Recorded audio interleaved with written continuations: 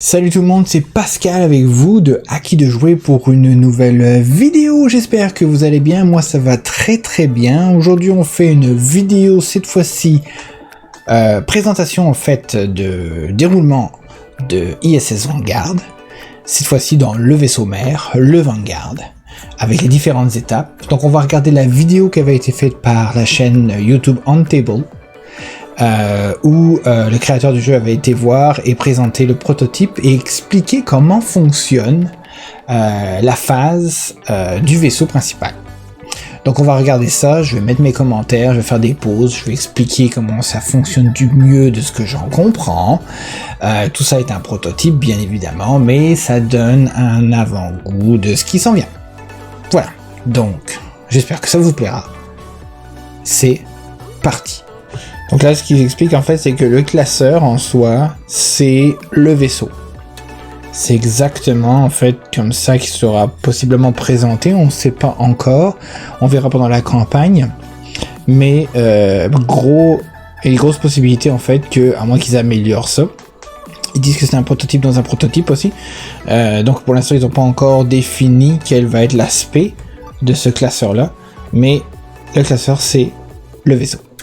Donc ils disent en gros que ça va être utilisé pour en fait pour sauvegarder le jeu, sauvegarder la campagne ou voir le déroulement de la campagne, prendre des décisions avant d'aller explorer une planète, s'occuper de notre vaisseau parce qu'il y a plusieurs phases qui sont à faire dans l'ordre et ça va être démontré en fait dans cette vidéo, toutes les phases qui existent. Et donc c'est au travers de ce classeur que tout se fait à l'intérieur du vaisseau. Petite chose qu'ils viennent de préciser, c'est qu'au niveau du rulebook, il n'y en aura pas vraiment. Ça risque d'être le classeur avec, comme on peut le voir ici, la page qui est General Rules à propos de ce livre de vaisseau. Et en fait, chaque section, on peut voir d'ailleurs, il y a plusieurs intercalaires, on va dire, ou plusieurs sections qu'on va parcourir pendant la vidéo. Et chaque section, il va y avoir écrit une page qui va nous expliquer ce qu'il faut faire. Donc, à chaque fois qu'on va devoir faire une de ces étapes, à chaque fois, il y aura écrit la page qui nous a dit quoi faire pour être sûr de ne pas oublier comment ça fonctionne et pas avoir à chercher dans le livre des règles. On est à telle section, ok, telle section c'est dans telle page du livre des règles. Ça va être incorporé dans chaque section directement dans le classeur. Donc, ce sera plus simple à comprendre comment ça fonctionne. Donc là, ce sont les ressources. En fait, ce sont les dials. En fait, ce sont les ronds, on va dire, qui concernent les différentes ressources. Donc, on a les ressources d'énergie. Les responses, c'est pour le moral. La science, c'est pour la recherche de science. Ensuite, l'énergie, en fait, c'est pour le générateur. La production, c'est pour quand on essaie de construire quelque chose, en gros. Et assembly, c'est l'endroit où ça va être expliqué. Mais en gros, chacune de ces cercles ou chacune de ces indicateurs par ressource va être utilisée dans chacune des phases. Donc on peut comprendre qu'il y a déjà 5 phases, d'après ce qu'on voit sur l'écran, qui vont être faites, et chacune de ces phases sont déjà mises dans l'ordre. Donc on va vraiment passer par ces phases-là, ensuite celle-ci, celle-ci, celle-ci, et finir par celle-ci. C'est pas mal ça en fait. Le déroulement du jeu, c'est qu'on visite une planète, on fait ce qu'on peut faire sur la planète, on récupère ce qu'on peut récupérer sur la planète, on retourne sur notre vaisseau principal avec toutes les ressources qu'on a réussi, et toutes les découvertes et toutes les ressources qu'on a réussi à récupérer pendant la phase d'exploration d'une planète.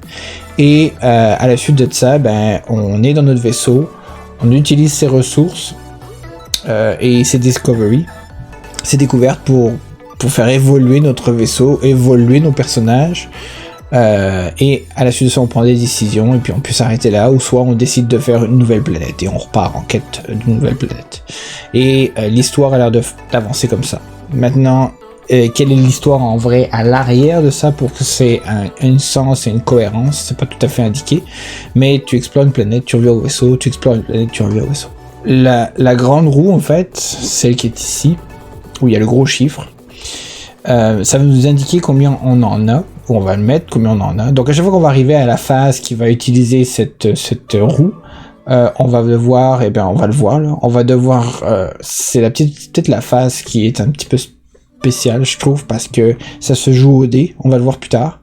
Mais on lancera un dé, le résultat qu'on aura va nous donner le nombre d'énergie, par exemple, pour ce trou-là qu'on va avoir pour pouvoir faire la phase qui utilise l'énergie dans le vaisseau.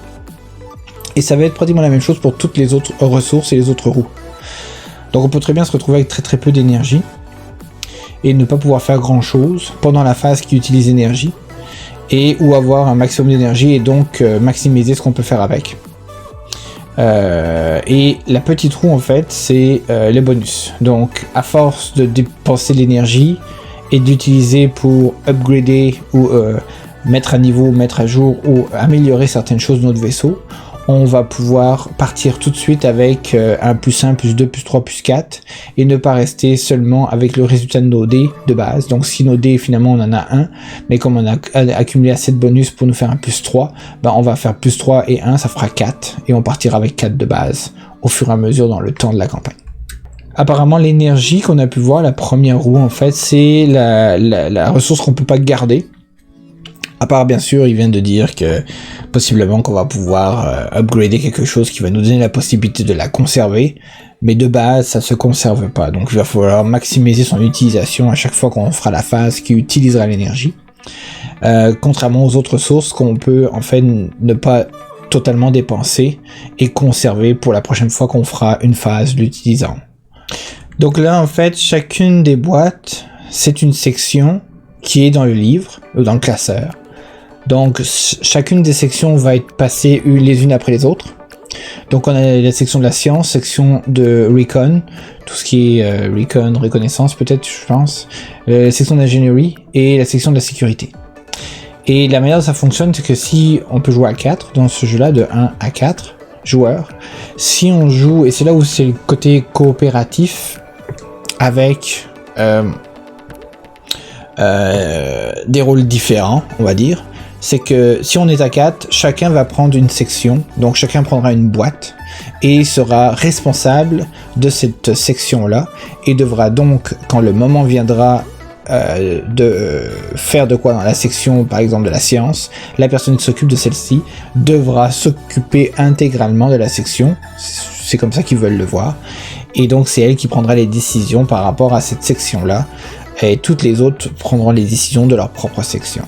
Si vous jouez à deux joueurs prendront deux sections, un joueur prendra deux sections et puis l'autre prendra une autre section. Il ne parle pas dans la vidéo de comment on va se répartir les choses à 3, mais en fait c'est plus une sorte de... on va sûrement trouver une solution entre les joueurs pour savoir qui prend la charge de quoi. Et si tu joues tout seul, ben tu t'occupes de tout. Exactement ce que je viens de dire. Chacune des boîtes a sa propre section dans le livre et chaque responsable de la section prendra le rôle au moment où il faudra passer dans la section, prendra les décisions et les options à prendre et c'est lui qui prend les décisions finales. Même si on discute en groupe, le responsable de la section aura le dernier mot. J'ai pas tout à fait compris, mais d'après ce qu'il disait, c'est que quand on va arriver sur une planète de la phase de Planet Landing, donc l'atterrissage sur une planète, vous pouvez prendre une de ces sections-là et l'emmener avec vous. J'ai pas tout compris pourquoi exactement on pourrait prendre ça, mais on va voir plus tard. Donc c'est ça, chacune des boîtes va avoir des cartes spécifiques à la sécurité, à la science, au recon. Et avant de se déposer sur une planète, c'est là où on va devoir décider quels sont les personnages qu'on va prendre. Donc la planète va demander de faire des tests ou de faire des actions qui sont plus spécifiques à de la science ou plus spécifiques à de la sécurité. Donc on va pouvoir prendre des personnages et donc décider des personnages qui sont plus professionnels dans une de ces caractéristiques-là, et donc aller avec la boîte qui va avec pour dire, ben moi on va prendre ces personnages-là parce que lui il est bon là-dedans, donc lui comme il est bon là-dedans en sécurité, on va prendre la boîte de sécurité, comme ça il aura ses cartes, parce que chaque boîte a aussi les cartes spécifiques à la sécurité, comme je l'ai expliqué dans la première vidéo, quand on est dans une planète, on lance des dés, et on peut utiliser des cartes pour s'aider et avoir de meilleurs résultats quand on utilise des dés. Donc en gros on peut essayer de partir avec ces boîtes parce qu'on se spécialise pour la planète en question. Donc voilà exactement la première section ou la première phase du vaisseau quand on revient d'une exploration, c'est l'arrivée, l'arrival. et d'après ce qu'on voit en haut, c'est résolu par tout le monde, donc everyone. Donc là, en fait, tout le monde, tous les joueurs participent à cette procédure-là. Et là, on a un résumé de la procédure qui dit qu'en fait, il faut nettoyer les cartes non nécessaires et les marqueurs non nécessaires, révéler le Awaiting Ship Card, donc il doit y avoir une Awaiting Ship Card qu'on va voir dans pas longtemps, et placer et résoudre les situations de vaisseau, donc Active Situation, on en voit une ici par exemple, et ensuite on fait Advance Crew Member. Donc c'est à ce moment-là qu'on va pouvoir peut-être upgrader certains membres de l'équipage. Et là en fait ça c'est détaillé ici dans le Full Rules juste en bas. Donc chacune des sections va avoir cette page là d'introduction qui explique exactement qu'est-ce qu'il faut faire et en détail comment le faire, et même il y a même dans l'ordre que le faire. Donc on voit des 1.1, 1.9. Donc là il y a même écrit que si mission, je sais pas trop ce qui est écrit là, token is on the land of trade, donc ça va être traduit en français. Donc ensuite retournez tous les machins, retournez tous les équipements. Est-ce que si vous êtes en train de continuer une campagne que vous avez sauvegardée, allez directement au diviseur de quick save. Ensuite enlevez toutes les cartes awaiting card. En fait tout est écrit en fait comment ça fonctionne. Donc les waiting cards c'est des choses qui sont restées d'une mission précédente, qui n'ont pas été complétés. Donc quand on revient d'une exploration et qu'on avait possiblement qu'on n'ait rien du tout la toute première fois qu'on va aller sur une planète et qu'on va en récolter, les mettre ici parce qu'on n'arriverait pas à les résoudre, et que quand on ira sur la deuxième planète et qu'on reviendra de cette deuxième planète, on va retrouver les missions qu'on n'aura pas pu compléter qui resteront là, et on va devoir justement faire le ménage et donc essayer de les résoudre parce que sinon ça va s'accumuler en gros. Donc là par exemple on avait un upgrade de vaisseau qu'on n'a pas pu installer. D'abord ça coûte une énergie. On va le voir plus tard comment on va pouvoir récolter cette énergie là. Et si on y arrive, en fait on fait avancer le star map, la map des étoiles on va dire. Et on peut pas retourner la carte tant qu'on n'a pas résolu la chose. Parce qu'à l'arrière, en fait, il y a quelque chose qui va avec la campagne, l'histoire, et peut-être une suite à ça. Bon, le seul truc, c'est que d'après la pochette qu'ils ont mis là, où on peut accumuler, bon, ils ont mis la petite queue pour cacher, mais comme c'est transparent, on voit ce qui est écrit. Donc là, installer un ship upgrade, puis là, on écrit qu'il y a ça, et reduce the cost quand on voyage sur n'importe quel système par une énergie, un truc dans le genre. Et puis là, c'est pareil. Donc là, en fait, celle-là, si on l'a fait, on va pouvoir installer le biosensor. Et le biosensor va nous donner la possibilité d'avoir, par exemple, l'équipement de science. Donc des cartes d'équipement pour les scientifiques, pour les sciences, pour les ingénieurs, pour des blueprints. Donc ça, des blueprints, c'est des schémas pour faire d'autres choses. Et des blueprints encore pour la relaxation oculaire et différentes choses. Donc ça aussi. Donc en gros, là, on voit malheureusement, si on arrive, ce que ça nous donne. Même si à l'arrière il y avait écrit qu'il fallait pas le lire, donc peut-être ils vont trouver une solution pour bien cacher ça, même si n'importe qui pourrait le lire bien évidemment, mais en gros c'est ça. Et là en fait il parle maintenant de la deuxième chose, c'est les resolve les ship situations, donc c'est là les active situations. Donc là en gros ce sont des événements qui se passent dans le vaisseau pendant qu'on n'est pas là, et il va falloir essayer de les résoudre. Donc par exemple cette situation là parle de un culte, les Bulder, le culte qui est en train de grandir en force, et ses membres sont en train de dénoncer le capitaine du vaisseau et en train de vandaliser certaines sections du vaisseau. Donc là ça a l'air quelque chose relié plus à l'histoire on va dire, ou un événement. Là on voit qu'il y a un culte, une secte à l'intérieur même du vaisseau qui se crée et qui est en train de faire des conneries en gros. Et quand c'est active, tant qu'on l'a pas résolu, ça va nous donner des malus pour essayer de faire certaines choses. Donc, une des façons de résoudre la situation actuelle avec le culte, là par exemple, c'est ce qui était écrit dans la bas de la carte, c'est que on pouvait utiliser une morale. Donc la morale c'est la roue rouge en fait. Si on a accumulé certaines morales, on pourrait en dépenser une pour se débarrasser de la carte. Donc la carte serait... En fait, on aurait pris une action sur le culte qui est en train de faire des conneries dans le vaisseau et de monter en puissance, on va dire. et on se débarrasse de cette quête-là et on va la mettre à un autre endroit dans le classeur pour dire que finalement, on sauvegarde le fait qu'on s'en est débarrassé et qu'on n'en parle plus. Mais là aussi, il est en train de parler que sur le petit ici, qui sera toujours finalement collé sur la section et non pas spécifique à la carte, qu'on peut lancer un dé concernant le vaisseau, donc un ship die, un dé de vaisseau, et dépendamment du résultat, il va se passer quelque chose. Ok, donc en gros, vous avez deux façons de pouvoir résoudre la situation active de celle-là, par exemple, ou de celle-là, ou de toutes celles qui sont actives, c'est la même chose. Donc soit vous dépensez ce qui est écrit, donc par exemple pour celle-ci, je l'avais dit, c'est vous dépensez une morale, pour pouvoir vous débarrasser de la situation active qui est là sur la carte. Mais si vous n'avez pas cette morale, vous pouvez essayer de tenter votre chance en lançant le dé blanc qui était là, qui était un dé spécifique pour le vaisseau. Et si vous tombez sur le symbole Vanguard, c'est pour ça qu'il dit si vous avez le résultat Vanguard, le V, vous pouvez enlever la situation et faire exactement la même chose que si vous l'avez dépensé en utilisant une ressource pour ça, le moral. Donc c'est deux moyens d'y arriver. Soit vous utilisez la ressource que vous avez et vous la perdez parce que vous venez de gérer une situation pour ça, ou vous tentez votre chance en lançant le dé et essayez de vous en débarrasser. Là, par exemple, je pense pas qu'on puisse s'amuser à lancer le dé, relancer le dé, relancer le dé, relancer le dé jusqu'à ce qu'on y arrive. Donc c'est comme, on essaye une fois de se débarrasser de la situation qui est active, et si on n'a pas de chance, on n'a pas de chance. Et si par exemple, ce qu'on pourrait dire là, c'est que j'essaye une première fois en lançant le dé, si on est chanceux, on s'en débarrasse. Si ça fonctionne pas, j'utiliserai la morale si je l'ai. Si je suis ni chanceux et si j'ai pas de morale pour pouvoir m'en débarrasser, je vis avec encore jusqu'à la prochaine fois qu'on reviendra sur le vaisseau après une prochaine exploration. Prochaine étape, le debriefing, fait aussi par tout le monde. Donc en gros, c'est diviser les membres pour aller faire leurs tâches. Et appliquer les bonus du vaisseau suite à ça.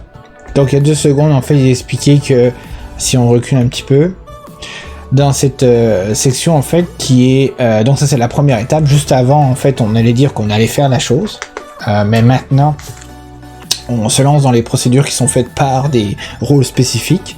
Donc là c'est le unloading, il est fait par celui qui est désigné comme le first officier, le premier officier. Et il va faire la décharge, en fait, le déchargement de ce qu'on a récupéré sur les planètes.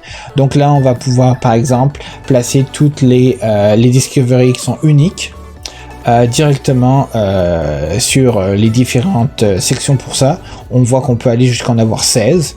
Après, il faut les utiliser pour pouvoir vider les lieux et donc pour avoir de la place supplémentaire pour en mettre d'autres. Et on voit qu'on les met dans l'ordre exactement de numéroté. Pourquoi ? Parce qu'il y a une importance à ça qui va être expliquée après. Et ensuite, on place les discoveries dans les trucs et on utilise celles qu'on veut. Et là, la chose qu'il a oublié de dire et qui parle ici, c'est qu'on peut faire une promotion en fait des membres de l'équipe. C'est pas ici, c'était dans la section d'avant, on s'en souvient. C'était écrit qu'on peut faire un promo de crew member. Donc là, il va l'expliquer parce qu'il l'a oublié finalement. Et il va nous montrer comment ça fonctionne pour upgrader les membres de l'équipe.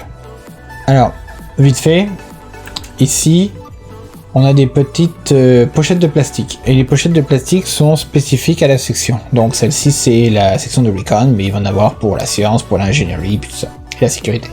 Les 4 sections qu'on a vues avec les petites boîtes. Et pour pouvoir faire la promotion ou pour pouvoir monter en grade un des personnages qui aura utilisé par exemple la section de Recon pendant la mission d'exploration. Il faut regarder dans la boîte, il y a une carte qui explique en fait si vous voulez monter un personnage en grade, il faut faire certaines choses pendant les missions. Si vous arrivez à accomplir certaines choses, donc c'est comme ce sont des mini-missions spécifiques pour essayer de faire la promotion, de monter en grade un personnage, tout ce que vous avez à faire, c'est que vous avez réussi. Donc là, vous allez pouvoir prendre le personnage, le mettre à l'intérieur en fait de cette pochette-là, et la prochaine fois que vous jouerez avec un personnage qui a été upgradé, vous allez pouvoir débloquer ici un dé supplémentaire en fait. Donc la première fois que vous allez partir en voyage, la personne ou le personnage que vous aurez utilisé pour le recon, ou là il parle de la sécurité, mais celui qui est recon, n'aura pas été promu, donc on utilisera seulement les 4 dés disponibles qui sont là, les 4 emplacements de dés, mais la prochaine fois si on a une promotion de la sécurité par exemple, ici là, parce qu'on a réussi à faire ce qu'il y avait besoin de faire pour y arriver, et ben on va débloquer une section de plus pour avoir un dé supplémentaire la prochaine fois qu'on ira sur une planète. Donc, au lieu de commencer à 4 dés, on commencera à 5, donc ça donne des dés supplémentaires. Et là, on peut voir ici que ce personnage-là, qui est un personnage de Recon, a eu une promotion parce qu'on voit le plastique qui est par-dessus, et justement ici. Ce fait qu'il va pouvoir commencer avec un dé supplémentaire quelque part. Et on voit ici que c'est pour mettre un personnage qui va être utilisé, en fait, les boîtes de Recon pendant la mission. Donc, c'est ça. Donc, à mon avis, on va pouvoir augmenter une section et tous les membres qui vont l'utiliser. Donc si on va avec un personnage, je pense, je suis pas sûr, on va pouvoir mettre n'importe quel personnage à l'intérieur qui a vu que la section a été promue, et donc ce personnage partira avec un dé supplémentaire pour le recon par exemple. Donc là par exemple, ça c'est une recherche où en fait une ressource unique qu'on a trouvée, ou une découverte unique qu'on a trouvée lors de la précédente expédition qu'on a ramenée, et celle-ci disait expressément que d'ailleurs par exemple il y a écrit que pour celle-ci si on fait la phase du vaisseau, donc c'est écrit là, phase du vaisseau, il y a écrit que si on met cette carte dans une pochette ici, on gagne en fait un cristal spécifique qu'on va pouvoir utiliser et faire une recherche dessus, et quand on va rechercher plus tard une autre section, la recherche, donc si on fait la recherche du cristal que ça nous donne grâce à ça, ça va nous débloquer d'autres découvertes et peut-être d'autres inventions qu'on va pouvoir utiliser pour upgrader notre vaisseau par exemple. Et toutes ces deux cartes là c'est la même chose. D'ailleurs des Unique Discovery ont déjà leur numéro, donc on met les numéros dans la pochette qui correspond. Donc là on a le 1, on a le 2, on a le 3, donc chacune des pochettes ont son propre, donc on voit qu'on a 16 Unique Discovery apparemment qui sont à faire dans le jeu, si je comprends bien. Donc là pourquoi, alors le fait que ce soit numéroté et unique, ça veut dire voilà, on doit, et idéalement il faudrait essayer de toutes les trouver, parce que en plus de nous donner des bonus écrits sur les cartes reliés à l'histoire ou à la thématique du jeu, le fait de les avoir toutes va nous donner des bonus supplémentaires. Donc par exemple ici si on retrouve les 4 qui sont ici, donc il nous en manque une, on va obtenir le bonus qui est au bout de la ligne. Donc ici si on a les 4, on obtiendra ce bonus là, si on a les 8 autres, on obtiendra ce bonus là en plus, et etc. Donc à la fin, si on retrouve tous les 16, on va récupérer les 4 bonus qui sont là, en plus de ce qui est écrit sur leur carte. Un peu contradictoire ce qu'il vient de dire, et je vais vous expliquer pourquoi. C'est que là, en fait, là, il parlait des découvertes classiques, qui sont pas numérotées et donc pas uniques. C'est pour ça qu'elles sont rangées un peu n'importe comment et qu'elles sont pas rangées en ligne. Il y a l'air d'en avoir 16 aussi, là. C'est exactement le même nombre que ce qu'il y a derrière. Peut-être qu'il y aura 2 pages, que ça pourra aller plus loin que 16, bien évidemment. Mais en gros, ils disent que ce sont des découvertes classiques qui sont utilisables, et oui, d'après ce qui est écrit sur la carte, mais là il le dit à la fin, qu'une fois utilisé on les a perdus, donc c'est comme un one shot deal, c'est qu'une fois et puis c'est tout. Mais ce que je trouve bizarre, par exemple, si on regarde un petit peu cette découverte classique qui n'est pas numérotée, ça dit que pendant la phase, parce que là ça peut être la phase de planète ou la phase du vaisseau, donc celle-là on les utilise et puis il y a écrit discard, donc on s'en débarrasse une fois qu'on l'a utilisé, ça nous donne un bonus une seule fois. Mais celle-ci par exemple pour la phase du vaisseau nous dit que quand on met cette carte exactement comme l'autre dans un emplacement comme une pochette ici là, on va gagner le Hanging Garden, donc un jardin quelconque, ship upgrade. Donc en gros c'est un upgrade en fait de vaisseau directement, et on garde ça. Il n'y a pas écrit qu'il faut s'en débarrasser, donc par rapport à ce qu'il vient de dire, elles sont pas toutes utilisables qu'une seule fois et après on les jette, même si en fait celle-là tu l'utilises une seule fois, mais t'es pas obligé de jeter la carte, alors que celle-ci t'es obligé de te débarrasser de la carte pour faire de la place pour en mettre d'autres sûrement, mais celle-ci restera là parce qu'en fait il y a écrit que tu la mets là et là tu gagnes ton upgrade pour le vaisseau qui est le Hanging Gardens. Donc là, Donc là, en gros, ça résume le unlanding, la phase d'unlanding qui était faite par le premier officier, si je ne me trompe pas. Donc là, maintenant, on va passer à la prochaine phase. Voilà, donc résumé de cette section-là, qui est faite en fait par le Janitorial Supervisor. Ça sert en fait à sauvegarder les cartes de la planète sur laquelle on a été visité. Donc en gros, ici, la première chose, c'est qu'on va mettre la carte qui correspond à la planète qu'on a visitée. Et donc on va avoir énormément de ces pages-là pour pouvoir sauvegarder les planètes, parce qu'il y a énormément de planètes à visiter. Selon ce que je comprends dans le jeu, c'est un jeu d'exploration de planètes. Donc oui, on va sûrement avoir beaucoup de pages comme ça pour sauvegarder. Et en gros, d'après ce que je vois aussi, ce que je comprends, c'est que tu mets la carte qui correspond à la planète pour dire, bon, bah, c'est cette planète qui s'appelle Lucide, plus Lucide ou Lucide, on s'en fiche, PI1, et on peut voir ici qu'il y a tous les secteurs de la planète. Donc, quand on est sur la planète, dans la première vidéo, on voyait qu'il y avait les secteurs 1, 2, 3, 4, 5, 6, 7, 8. Et en gros, on avait les cartes dessus. À part si le secteur est imprimé dessus, mais comme on l'a expliqué, les secteurs peuvent changer dépendamment de ce qu'on fait dans chacun d'eux.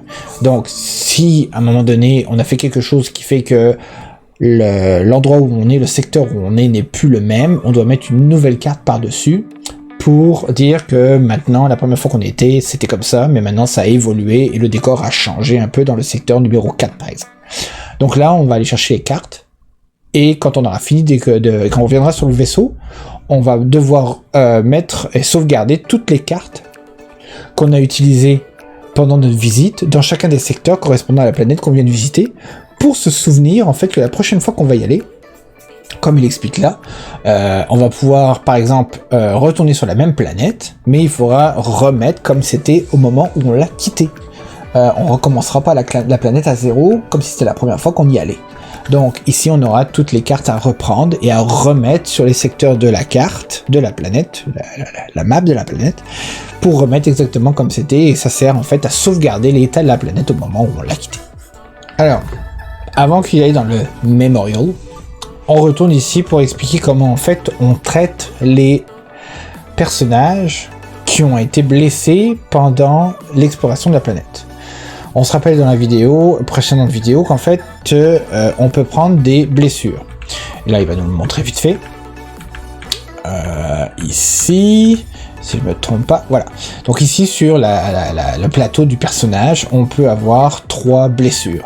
À partir du moment où on a 3 blessures, notre personnage tombe inconscient. Donc comme il est inconscient, on ne peut plus l'utiliser. Mais on peut aller le chercher avec un autre personnage qui n'est pas inconscient et le ramener au vaisseau. Et quand on le ramène au vaisseau, ou à la navette, et qu'on retourne au vaisseau avec le blessé, c'est là qu'on le ramène ici, on le ramène en fait dans l'infirmerie. C'est ça, et là c'est résolu par tout le monde, il n'y a pas de personne spécifique pour le faire, c'est l'infirmerie. On prend tous ceux qui sont blessés, peu importe l'état de la blessure, et on les place ici pour les guérir. Alors, quand on essaie de les guérir, il peut se passer plusieurs choses. Donc, là il y a 3 types de blessures, on va dire 3 niveaux de blessures, 1, 2, 3. Et là, par exemple, ils disent que si ce personnage-là, en fait, pour exemple, il aurait été, en revenant de l'exploration de la planète, il aurait reçu 2 blessures, et donc on le mettrait ici. Ce personnage-là aurait eu 3 blessures quand on l'a ramené, donc il était inconscient, et on l'a quand même ramené, on l'a sauvé, et on l'a ramené, et on l'a mis ici, dans l'infirmerie, au niveau 3, état critique. Donc après, ce qu'on peut faire, c'est qu'on va essayer de le soigner. Donc la première étape pour essayer de le soigner, c'est par exemple de voir si ce qui est écrit là-dessus. Tout ce qu'on fait, c'est voir ce qui est écrit là-dessus. Et en général, si c'est dans un état critique, il y a une possibilité, pendant qu'on fait un test de ce qui est écrit dessus, qu'il meurt. Donc par exemple, on va faire un survival check at the end of this step.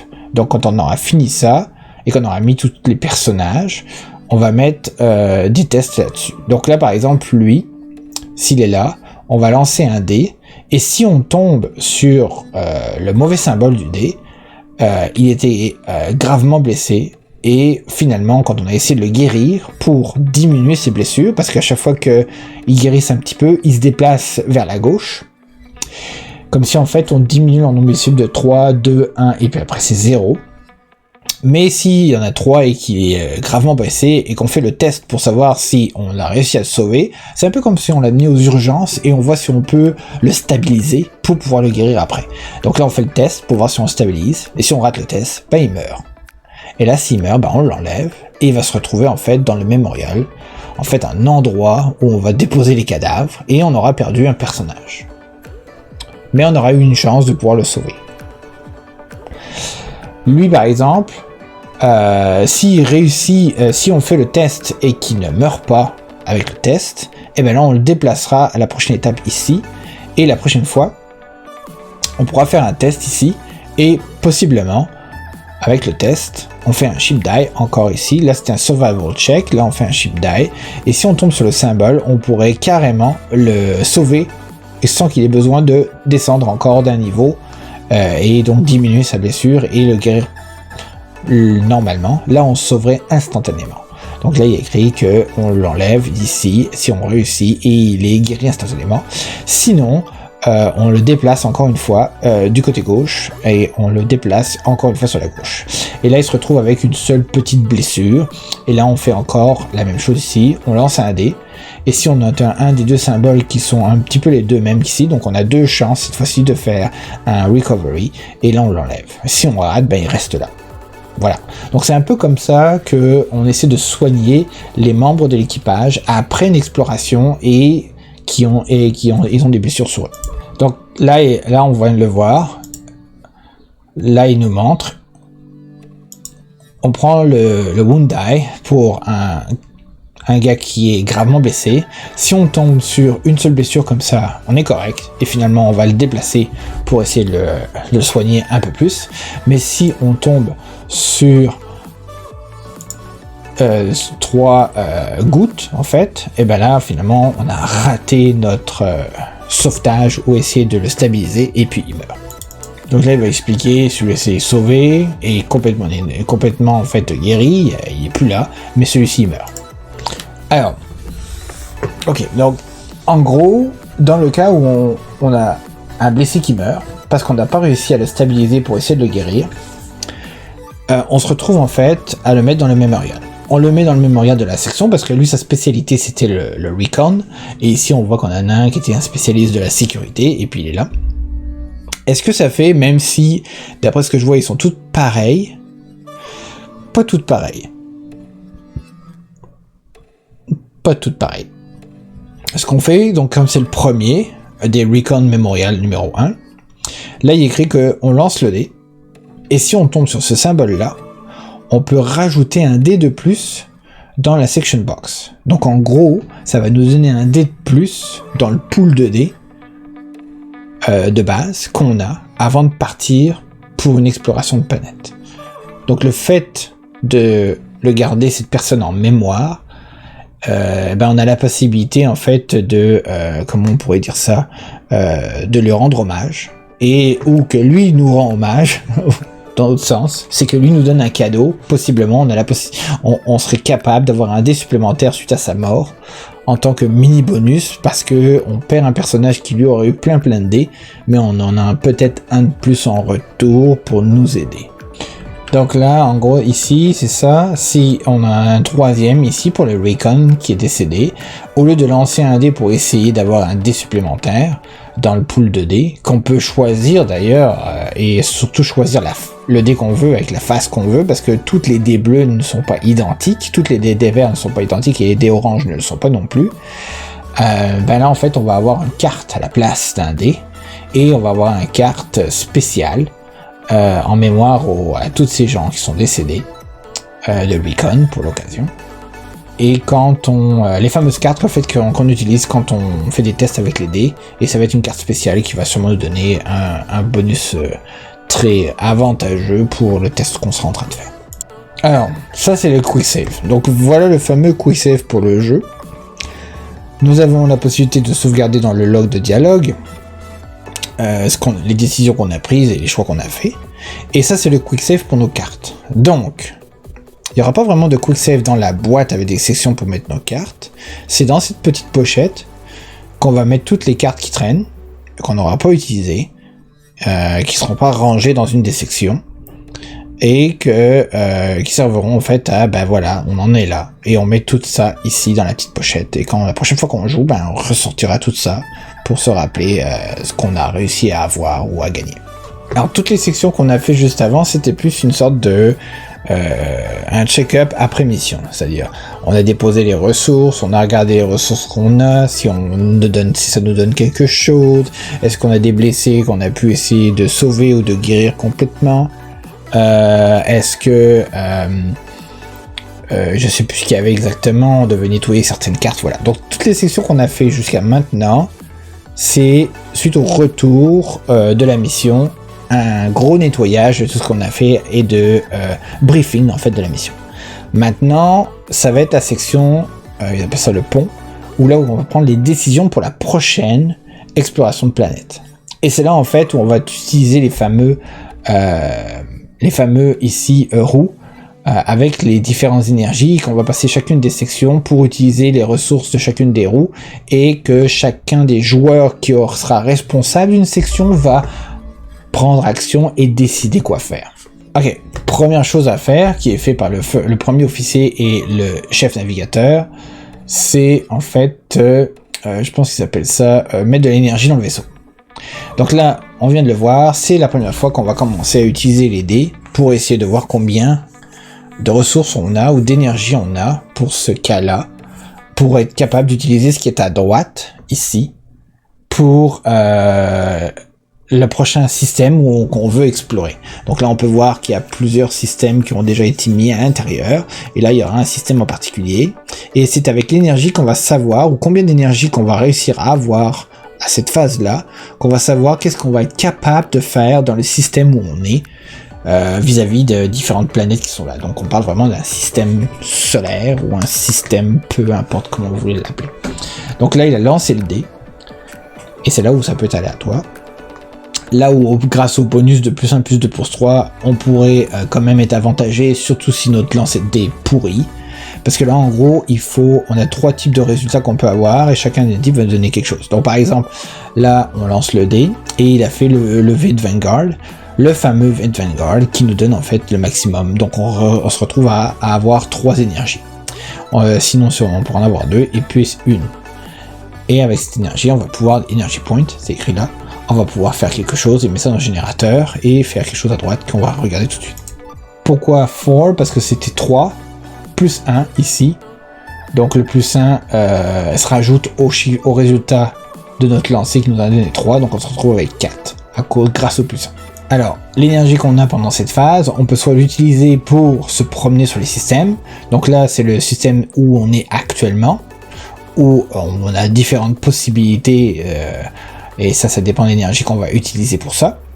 Où on l'a vu il y a 2 secondes juste avant, et là c'était très très minutieux.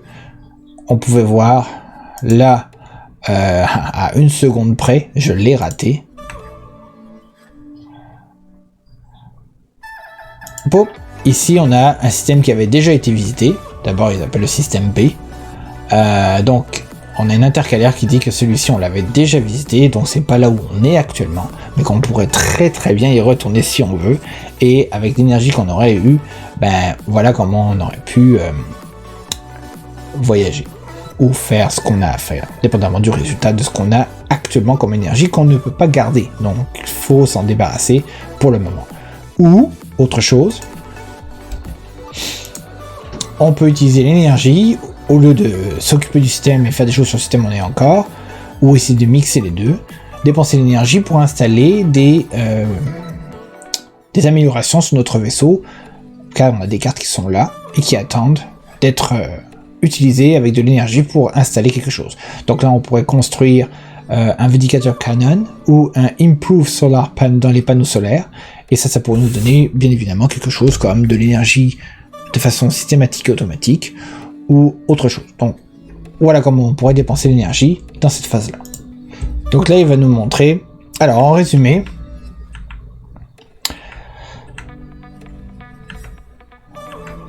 voilà, là c'est le système sur lequel nous sommes. Là on voit avec les différents points d'intérêt 1, 2, 3, 4 qui correspondent à ça, 1, 2, 3, 4. Là, sur le système actuel où on est, la seule possibilité qu'on a, en fait, c'est Our First Mission, Give Us Precious Mission, de essayer d'aller sur TOEI 2, c'est Pellucid. Mais on pourrait très bien faire ceci, parce que maintenant on a l'énergie pour pouvoir le faire. Donc il nous dit, on va aller là, et le fait d'aller là, ça nous dépense, on dépense une énergie pour gagner un response point, et on a un petit flavor, voilà. On peut aller là pour avoir un minerai, on peut aller là pour rien, mais on perd une énergie de production. Voilà. Donc en gros, si on veut maximiser ce qu'on peut faire, ou faire certaines choses qui seraient bénéfiques pour notre vaisseau, on pourrait dépenser de l'énergie et aller faire les différents points d'intérêt qui sont sur le système actuel.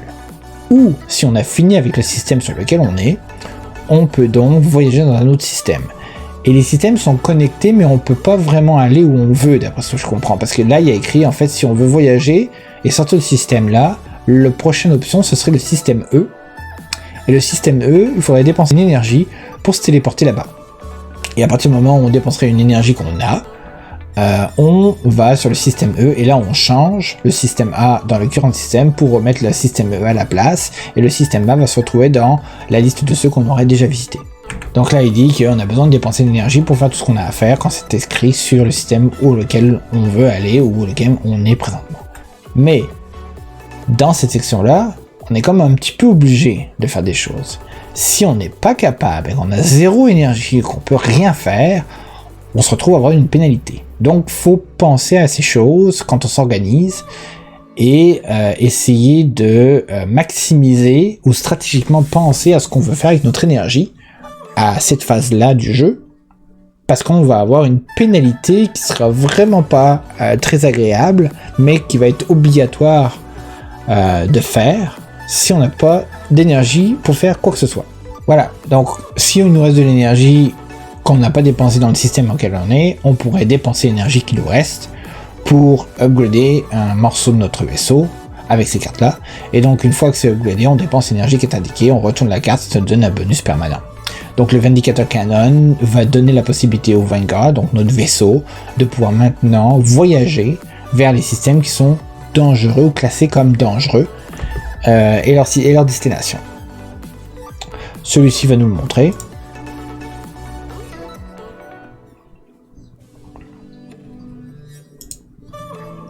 Donc là, ça c'est une des cartes qui nous donne la possibilité de faire du +1 sur le générateur pour démarrer avec un petit bonus d'énergie si notre résultat de lancer de dés pourri. Donc là en fait, on improve les systèmes de panneaux solaires et on a un générateur quand c'est installé, on a +1 de générateur quand c'est installé. Donc là, au lieu de passer à +1, on va passer à +2. Donc notre résultat sera minimum 1, +2, 3 si notre lancer est pourri. Lancer pourri, je sais pas si on peut faire 0 par exemple. C'est possible qu'on peut faire aucun des symboles nécessaires lorsqu'on lance le dé et qu'on ferait peut-être 0 énergie. Dans ce cas-là, on ferait quand même 2 énergies. Donc là, c'est la prochaine phase. Maintenant, c'est la Situation Room qui va utiliser le moral en fait. Et c'est par... ouais, c'est ça. Donc c'est par les gens qui s'occupent de la sécurité. Donc là, on va aller chercher la boîte correspondant à la sécurité et on va faire ce qui est indiqué. Première chose qu'on va devoir faire, par exemple, c'est lancer un dé vert et un dé rouge et compter toutes les V qu'on a et ajouter le nombre de morale déterminé par le nombre de V qu'on aura dans le résultat pour avoir des response points. Donc c'est encore une phase où il faut lancer des dés pour savoir combien on en a à la base pour cette phase-là. Donc là on est revenu un petit peu en arrière parce qu'il a oublié de préciser une chose quand on est dans cette phase-là, c'est comment on essaye de se poser sur une planète. Donc là, on a le système pour scanner la planète. C'est cette petite chose-là. Ça me fait penser un peu à Nemesis avec le système pour scanner nos infections, nos blessures, pour savoir si on est infecté. Nos infections, c'est ça. Donc là, on met ça. On met la carte qui correspond à la planète qu'on a vue tout à l'heure, où on voyait différents types d'énergie. Là, on a pu voir que sur la carte en arrière, il y avait écrit « Je dépense une énergie pour avoir une information de la planète. Je dépense une autre énergie pour avoir une autre information de la planète. Je dépense une troisième énergie pour avoir le maximum d'informations sur la planète. » Donc, c'est une autre façon de dépenser son énergie avant d'aller sur une planète pour essayer d'avoir le plus d'informations sur la planète pour se préparer. Donc, ce qu'on regarde sur cette planète, en fait, ce que ça dit, c'est que si je dépense une énergie, on se retrouve à avoir une information sur le landing. Donc, comment pourrait se passer ou comment pourrait être difficile le fait de se poser sur la planète. Là, elle dit qu'il n'y a aucun danger pour se poser là-dessus. Et là, on peut aller au log numéro 1 pour avoir de l'histoire. Mais par exemple, ça pourrait nous dire que se poser sur cette planète est très difficile. On pourrait avoir une pluie de météorites qui pourrait nous tomber dessus, n'importe quoi. Donc on pourrait faire face à des dangers rien qu'en essayant de se poser. Et donc, à ce moment-là, pour éviter de prendre trop de risques, on pourrait diminuer les ressources ou diminuer la marchandise qu'on prendrait sur notre vaisseau avant de se poser, parce que s'il nous arrive une connerie, on pourrait perdre ça. Donc on pourrait aussi, apparemment il vient de dire qu'on pourrait tuer nos personnages, ils pourraient mourir pendant qu'on essaie de se poser, parce que c'était vraiment trop dangereux et qu'on n'est pas équipé, on serait trop ou pas assez équipé pour essayer de ne pas subir de gros dégâts et qui pourraient causer la perte et la mort de certains membres pendant l'atterrissage. Donc c'est des informations qui nous serviraient pour savoir qu'est-ce qu'on doit faire pour se préparer pour aller sur cette planète-là. Là aussi, ça nous dit, si on dépensait une deuxième énergie, qu'en plus de l'information pour l'atterrissage, on aurait souvent des hazards où on devrait lancer des dés pour essayer d'avoir des résultats de cette façon-là. Donc en gros, on pourrait essayer de se préparer pour maximiser nos chances avec des dés qui ont plus de résultats versus les tests qu'on aura à faire, donc avoir plus de chances sur les lancers de dés quand on fait des hazards, ou des cartes aussi, de notre deck de cartes, qui va nous aider à réussir à passer des tests de hasard, les fameux tests de hasard qui sont généralement négatifs. Donc voilà. Et aussi, on a aussi de l'Alien Tech, donc quand on essaie par exemple de prendre des Brown Lead, les tests qu'on pourrait avoir, c'est les fameux symboles. Donc là, on va essayer de s'équiper pour essayer d'avoir maximiser nos réussites à chaque fois qu'on voudrait, par exemple, sur cette planète, essayer de trouver des Brown Lead. Au début, on avait des situations actuelles avec le culte. Et ben, ces situations actuelles viennent d'ici, en fait. Donc, à la base, elles vont peut-être se cumuler ici, puis au bout d'un moment, elles vont tomber de l'autre côté. Donc voilà, comme je l'avais dit tout à l'heure, on lance les dés, on regarde combien de V on a, et puis on additionne. Donc là, il a eu seulement un V. Donc ça fait 1 plus le 1, donc ça fait 2. Donc plus la campagne avance, plus on aura de dés à lancer au début de cette phase-là pour maximiser les chances d'avoir des V en résultat et donc avoir le maximum de points de morale pour cette phase-là. Alors, on y va. Alors c'est bien ça. Les situations qui concernent en fait la vie des gens dans le vaisseau viennent ici. Comment on récupère la situation, la carte de la situation, je n'ai pas trop compris d'où elle vient, mais quand on en a une, on la met ici. Elle démarre toujours dans le stage 1, et on a ici la possibilité de la résoudre avant qu'elle devienne imminente, c'est-à-dire dans la phase où, au début du vaisseau, quand on est arrivé, où il y avait des situations actives et qu'on devait essayer de s'en débarrasser en payant le coût de morale ou en lançant les dés, et prendre la chance d'essayer de s'en débarrasser, parce qu'en fait, si on se rappelle, quand elles sont actives, elles nous donnent des malus comme 1 moins de ressources de générateur, 1 moins de ressources de morale, 1 moins de ressources de n'importe quoi qui est sur les fameux disques sur la gauche du classeur. Donc on a la possibilité, avant que ces situations deviennent imminentes, donc actives de façon désagréable, on va dire, de s'en débarrasser ici. Donc quand une nouvelle situation arrive, on la met dans le stage 1, donc la première étape. Donc si par exemple on arrive ici, puis là il y en a une nouvelle qui est arrivée, elle va arriver ici. Donc là il va nous dire sur la carte, si vous avez des points de réponse, donc des points de réponse qu'on vient ici de générer, point de morale, point de réponse, on peut se débarrasser de une pour faire la situation qui est au-dessus. La première. Donc la première ici dit que on prend cette carte-là, on la remet dans le deck de situation et on la mélange avec le paquet. Bon, donc possiblement qu'elle va revenir.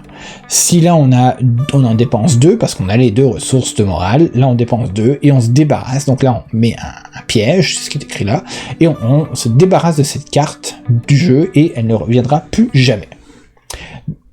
Donc là, en fait, c'est un moyen de s'en débarrasser avant qu'elle dépasse le stage 3 et qu'elle devienne imminente. Maintenant, le fait qu'elle soit dans un stage a une signification. C'est qu'en gros, plus vous tardez à essayer de vous en débarrasser d'un stage à un autre, plus ça va vous coûter cher pour résoudre ce qui est écrit là.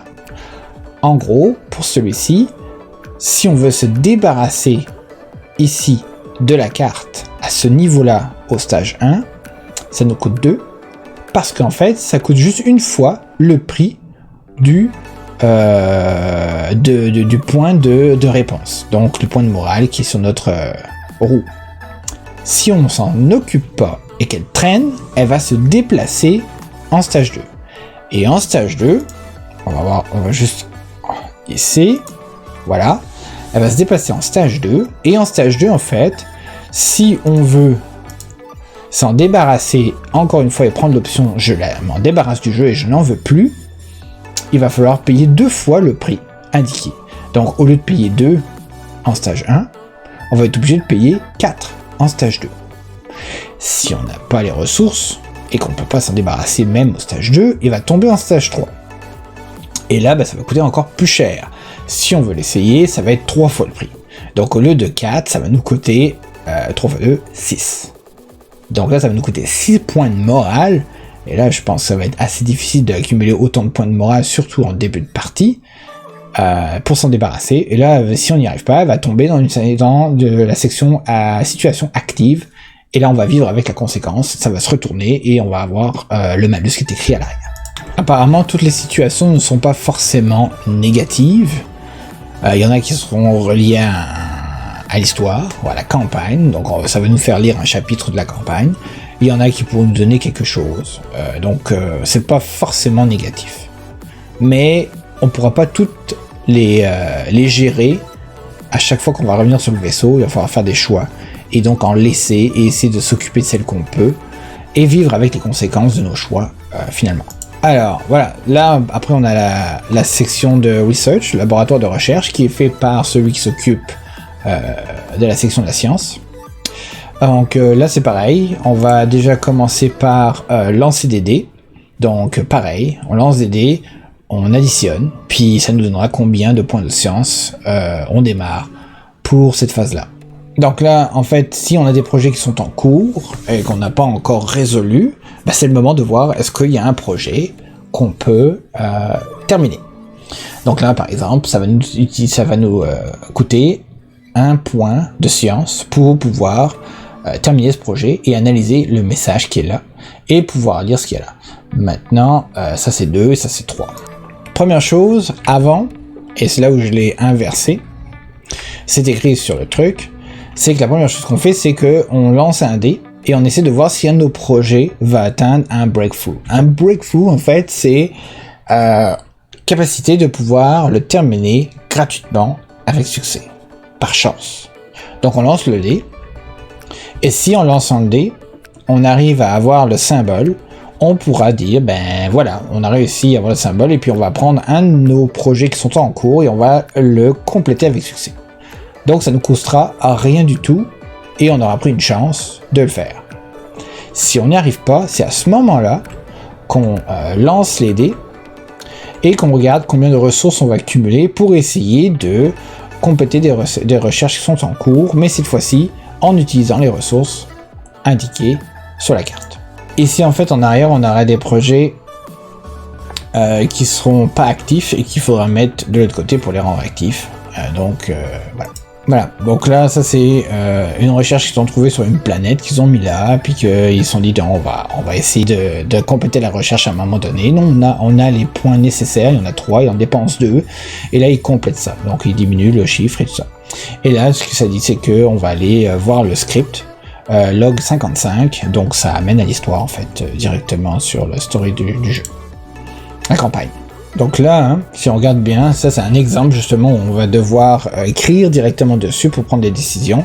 Donc là il y a écrit, il faut tracer une ligne au travers des points de votre choix. Donc trace a line from one of the field point to the point of your choice. Donc là, faut tracer des points entre les lignes. And fill this point and go to the log it indicates. Donc en gros, on commence ici, puis là on va dire, bon, on va aller là, ou on va aller là, on va aller là, parce qu'il y a des lignes pour dire aller là. Donc on pourra pas tout faire, d'après ce que je vois. Donc si on va là, on pourra pas retourner sur celui-ci, à moins qu'on va ici, puis qu'on revienne ici. Mais ça dépend encore. Donc là, par exemple, si on commence ici, on dit, on va aller ici, on va aller au log 26. On va au log 26, on lit ce qui est écrit, et puis il va nous dire, c'est peut-être on continue à aller à un autre endroit, on peut faire revenir ici, continuer notre chemin ici, ou soit, ça s'arrête. Et là, comme c'est un prototype, on voit qu'il y a écrit log to be determiné, c'est pas écrit. Et tout ça, à la fin, quand on aura fini ce petit puzzle de livre dont vous êtes les héros, je trouve que ça ressemble, vous arriverez ici peut-être à faut avoir d'après ce qui est écrit ici, il faut avoir les deux connexions ici pour pouvoir avoir le truc top secret et donc avoir une finale secrète qui sera différente d'une campagne à une autre, parce que la prochaine fois que vous allez rejouer, que vous tomberez sur un truc qui vous dira d'aller ici, comme vous l'avez déjà fait une fois, vous avez pris les décisions de première fois, mais si vous rejouez une deuxième fois, vous dites la prochaine fois je vais aller faire ça, et puis je pourrai voir peut-être le prochain top secret pour cette prochaine campagne. Alors prochaine section, c'est la manufacture. Et c'est fait par l'ingénieur. Donc là, on va aller dépenser avec la roue qui est ici. Ok. Donc, là, typiquement, ce qu'ils disent, c'est que, et c'est écrit dans la phase ici, toutes les productions qui sont en cours, vous les déplacez d'un coup vers la gauche. Donc, on peut voir que là, il y a un pourcentage de complétion. Donc là, il y a celui-ci, celui-ci. Donc là, il y a le Production Q1, il aurait dû mettre peut-être ici plus, et après le Production Q2, et ça, d'ailleurs, pour en avoir deux, ça demande un upgrade. Ok. Donc, à mon avis, pour pouvoir avoir deux productions en cours, il va falloir upgrader le vaisseau, ou la production, ou la manufacture, pour être capable ensuite d'en faire deux en même temps. Et là, comment ça fonctionne, c'est qu'il disait que sur la carte, je vais essayer, voilà. Il dit sur la carte qu'il y a un coût initial. Donc le coût initial ici, c'est parce que vous avez trouvé ce projet de production, vous l'avez mis de l'autre côté de cette page-là, et vous allez devoir payer un prix ici pour dire, bon, on va commencer à faire la production de ça. Donc ça va nous coûter initialement une première ressource de manufacture pour pouvoir sortir la carte qui est là et la mettre dans la stage 1 de la production. Donc stage 1 plutôt ici, plutôt que celui-ci. Et à chaque début de cette phase-là, on va déplacer la carte là pour la faire stage 2 et après stage 3. Et après, sûrement quand c'est fini, on va la mettre ici. Et quand elle va arriver ici, elle sera complète et donc on pourra bénéficier de ce que ça va nous donner à l'arrière quand elle sera terminée. Maintenant, là ce que je comprends, c'est qu'on pourrait aussi dépenser plus pour essayer de faire avancer rapidement, plutôt que, si je comprends bien, là c'est ça qu'il faut regarder, là on aurait premier tour, deuxième tour, troisième tour et quatrième tour. Donc ça prendrait pratiquement 4 tours pour arriver à finir une production de quelque chose, alors que là si on booste en utilisant des ressources, on pourrait booster ça, et puis là il va nous expliquer. Ok, donc une fois que c'est arrivé au bout, là, donc par exemple production 1 terminée, que la carte est allée une dernière fois à gauche, que ce soit en boostant ou naturellement tour par tour, là on a complété le projet. Et là en arrière du projet, il va nous indiquer ce qu'on a. Donc par exemple pour cette carte là, ça va nous donner plus 1 de morale, donc on remonte un petit peu ici le petit cercle du centre pour avoir un plus 1, donc on a encore un bonus de départ qui est augmenté, et toutes les sections vont avoir, donc le Recon, le Science, Engineering, Security, vont avoir une carte de plus qui va sûrement les aider à être plus efficaces. Donc c'est comme en fait on va avoir un Status Suit, un Sensor Suit, un Hazmat Suit et un Heavy Suit qui vont sûrement, donc tout ça ce sont des combinaisons qui pourront être utilisées pour chacune des sections, pour la personne qui l'utilise en fait, c'est comme une combinaison pour le personnage. Et donc ça va sûrement l'aider à avoir un bonus pour les choses qu'il a à faire dans la section où il est.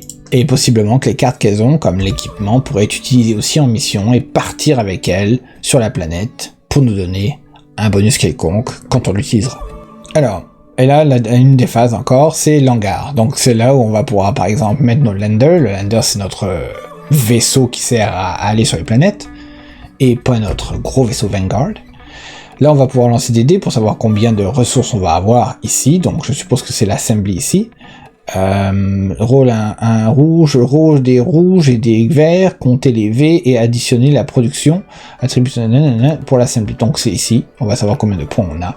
Ensuite on va dépenser ces points là pour placer des vaisseaux et des modes sur les vaisseaux. Et ensuite on va pouvoir aussi faire les projets qu'on a en cours, donc on va les écouter. Alors là il y a plusieurs choses à faire. Là, il y a les Awaiting Blueprint, donc ce sont des modes uniques que l'on peut débloquer. Donc sûrement, il faut faire ce qui est écrit sur la carte, dépenser de l'énergie ou de l'assembly, puis on le débloque, on retourne la carte, ça va nous donner quelque chose qui va pouvoir être utilisé la prochaine fois et l'attacher à un vaisseau, sur le vaisseau sur lequel qu'on va utiliser la prochaine fois qu'on ira sur une planète pour l'explorer. Donc c'est un bonus qu'on attache à un vaisseau qui peut être profitable pour l'équipage qui part en mission. Ou vous avez la possibilité de construire ici, Construction Bay 1 et 2, qui d'ailleurs le 2 prend un upgrade pour avoir 2 constructions en même temps, pour construire des nouveaux vaisseaux pour explorer. Pourquoi ? Parce qu'il y a différents types de vaisseaux qui pourraient être utiles pour aller sur une planète où l'atterrissage est dangereux, ou avoir des vaisseaux qui peuvent transporter plus de marchandises, plus d'équipage, peut-être, ce genre de choses. Donc on a la possibilité, si on retrouve tous les morceaux nécessaires à la construction, donc par 1, par 2, par 3, par 4, d'un type de vaisseau spécifique, donc là en ce moment c'est le Fausse Lag. Si on a les 4 morceaux, on peut lire la carte, il nous dit, ben voici, vous avez découvert tel vaisseau. Et là, à ce moment-là, le nouveau vaisseau est disponible dans notre hangar de vaisseau pour la prochaine fois qu'on aura à choisir pour une exploration de planète. Donc on met la carte ici pour le mode, et pas pour le vaisseau, donc pour les modes uniques, on les met ici, et quand on va vouloir aller sur une planète et choisir notre vaisseau sur lequel qu'on va utiliser pour ça, ben on va prendre les cartes ici, on va les coller au module sur le vaisseau qu'on aura choisi. Donc là, les 4 morceaux qu'on a vus précédemment, c'était pour pouvoir construire ce vaisseau-là, qui est son préféré d'après l'auteur, et qui a l'air d'avoir une armure de 3, un sensor de 1, une agilité de 1, donc il est pas très bon au sensor agilité, mais il est très résistant, et apparemment il peut avoir pas mal d'emplacements pour mettre des caisses, on va dire, ou des ressources, ou des... comment on appelle ça ? Oui, des ressources. De la marchandise, et les différents endroits où on peut aussi mettre des upgrades ou des mods pour le vaisseau en soi. Donc soit on le prend de base, soit on y met des choses de plus qu'on aura construit. Et je suppose, et ça n'a pas été confirmé, j'en ai pas vu, que chacun des petits vaisseaux à utiliser vont sûrement avoir une miniature associée, parce que quand on se rappelle dans la première vidéo de la planète, c'est qu'on a un endroit où on se pose, où on met la miniature sûrement, et pas la carte, sûrement la miniature, parce que les cartes sont grosses, et c'est plus limite un plateau de vaisseau. Et ensuite on a possibilité des fois de déplacer le vaisseau d'un endroit à un autre sur la planète où on est. Donc sûrement qu'il y aura des miniatures, mais ça j'en ai pas vu là-dedans, des petits vaisseaux qui servent à l'exploration. Alors ce qu'il vient de dire en plus qui est intéressant, c'est que comme je l'ai expliqué, chacun des vaisseaux doivent être construits et doivent être upgradés si c'est possible pour les rendre, les optimiser le plus possible parce qu'ils vont servir à la phase de préparation dépendamment de la planète qu'on va aller visiter. Donc exactement comme je l'ai dit, si la planète est difficile, on va prendre un vaisseau qui est plus résistant parce que l'atterrissage pourrait être compliqué. On va essayer d'upgrader aussi le plus possible pour avoir le plus d'espace possible pour mettre des ressources, parce que plus on a de ressources dans notre vaisseau, plus on peut rester longtemps sur la planète pour maximiser les choses à faire. Il y a même la possibilité des fois de pouvoir utiliser notre vaisseau une fois qu'il est sur la planète, et pas juste il est là pour nous déposer et nous ramener. Par exemple, on pourrait utiliser un upgrade ou un mod qui va être en fait mettre un centre médical dans le vaisseau, et donc quand on va être sur la planète et que un des membres est blessé, pouvoir retourner sur le vaisseau directement, le petit vaisseau et pas le Vanguard, pour se soigner et retourner l'exploration sur la planète. Donc c'est un moyen d'utiliser son vaisseau pour faire autre chose que juste un moyen de transport. Et donc, par exemple, pour la clinique, ce qui est cool, c'est qu'on peut se soigner sur la planète et pas forcément juste subir, ne jamais soigner et seulement se soigner sur le vaisseau mère une fois de notre retour de mission d'exploration. Alors, là, c'est les baraques. Les baraques, en fait, c'est plus comme, on pourrait dire, les bâtiments, les lieux où vivent, en fait, les membres de l'équipage dans le vaisseau. Et il dit que c'est une sorte de mini worker placement, parce que on remet tous les personnages ou tous les gens qu'on avait de la mission ou tous ceux qui sont dans le vaisseau qui étaient encore là. Et donc pendant que, par exemple, nous on était en mission avec certains de ces personnages, les autres on les a fait faire quelque chose. Donc ceux qui n'étaient pas en mission d'exploration vont quand même travailler sous le vaisseau pendant notre absence. Et donc on va pouvoir leur attribuer des tâches, et quand on les met sur une tâche, ça va nous donner des choses en retour. Et donc ce fait que le vaisseau continue d'évoluer en notre absence avec ses membres d'équipage. Donc les deux choses que tu peux faire quand les gens restent dans le vaisseau, c'est que soit tu peux les mettre, leur faire une corvée qui va te donner un bonus comme indiqué là, ou soit tu peux les mettre à l'entraînement. Et l'entraînement va servir en fait à les monter ou faire des promotions de ces personnages là. Donc on se rappelle que pour promouvoir un membre de l'équipage, soit tu vas sur la planète et tu essaies de faire une des tâches qui sont assignées aux membres pour lui faire évoluer, donc quand il revient, peut-être qu'il a augmenté de niveau, soit ici, les gens qui ne font rien peuvent quand même s'entraîner et essayer de monter de niveau parce qu'ils n'ont pas la chance d'aller sur la planète pour le faire.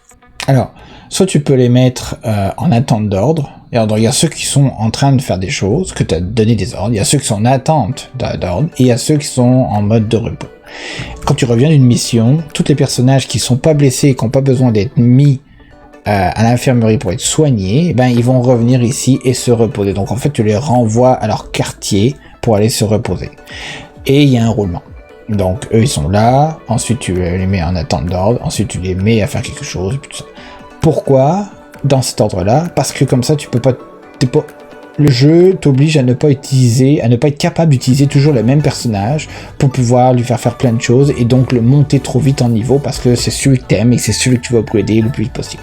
Donc comme ça oblige les joueurs à faire un roulement dans les personnages qu'on a et tous les personnages vont fatalement passer chacun leur tour pour pouvoir faire quelque chose et être joués finalement.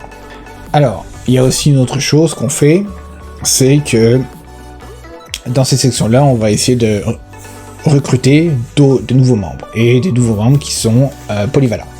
Donc en gros, il y avait un deck, il mélange le deck, il en prend 4 au hasard là-dedans, il les retourne. Et tous ces personnages-là sont polyvalents, et ils sont pas spécifiques à un secteur.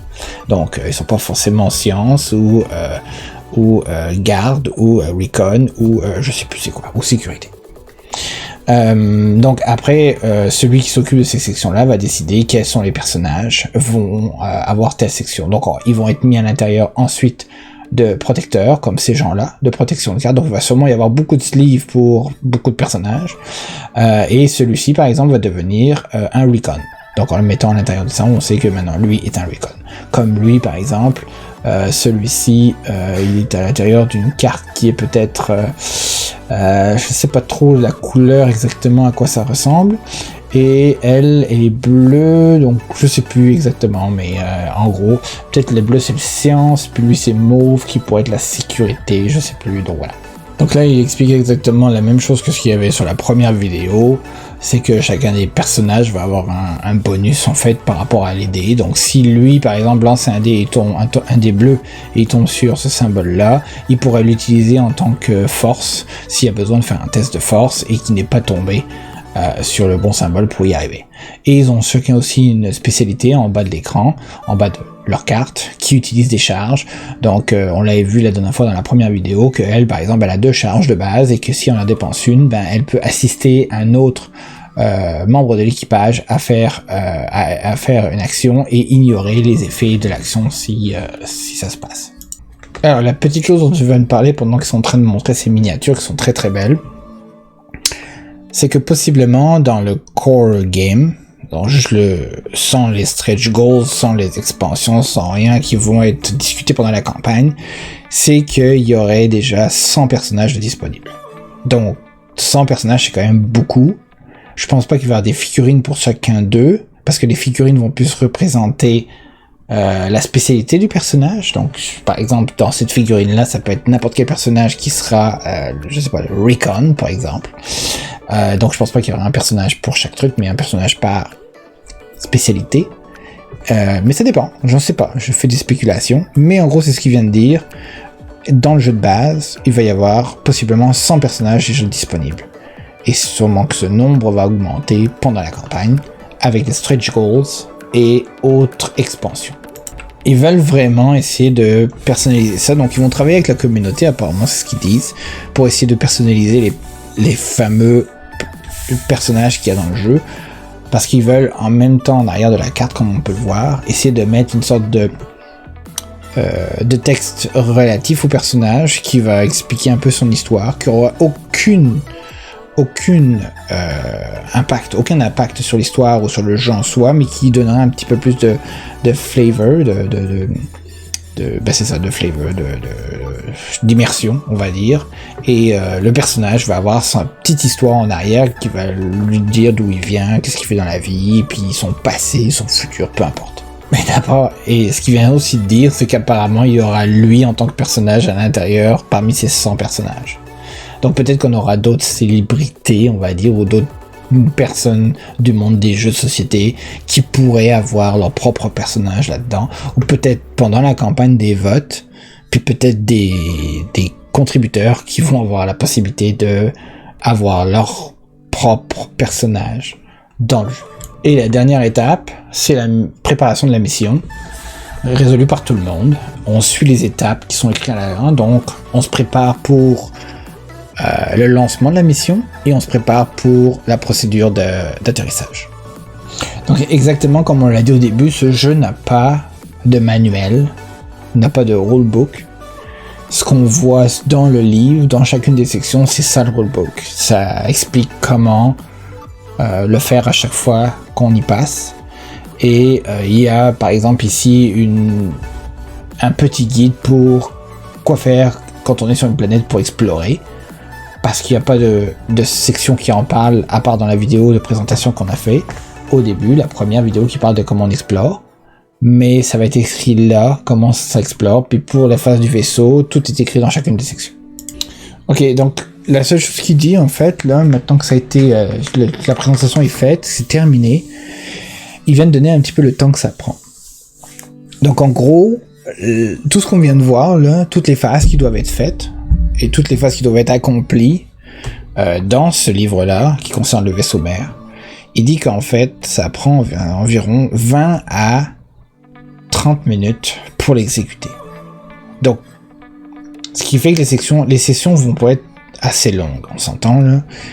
Si tu joues avec quelqu'un, tu prends, je dis n'importe quoi, 45 minutes, 1 heure, même plus que ça pour explorer la planète, dépendamment de t'es capable de faire. Tu auras ensuite la phase du vaisseau. Et si tu continues d'ailleurs à faire une phase de vaisseau et jusqu'à ce que tu re-embarques sur notre planète, ça pourrait durer jusqu'à 30 minutes environ pour faire passer au travers de toutes les sections du vaisseau. Donc ça peut être des parties assez longues entre chaque exploration en fait. Donc c'est peut-être pour ça que le jeu va être assez long en soi, c'est qu'il y a des choses à faire avant de partir en mission, qui sont 30 minutes pour passer au travers de ça. Je trouve ça à voir. Bref. Donc ça va être des soirées qui vont être assez grosses. Voilà. Donc voilà, la vidéo est terminée. J'espère que ça vous aura plu. Si c'est le cas, vous savez quoi faire. Petit pouce, abonnez-vous et faites la cloche. Bon, vous avez vu un peu à quoi ça ressemble. Je trouve le jeu très intéressant. Je trouve le jeu très intriguant. Je pense que la phase du vaisseau est quand même quelque chose qui est assez gros. Si on joue en solo, bon, on a quand même beaucoup de choses à faire, même si on joue en collaboration. À voir. Mais mon opinion est pour l'instant est bonne. Je suis pas sûr à 100% d'adhérer.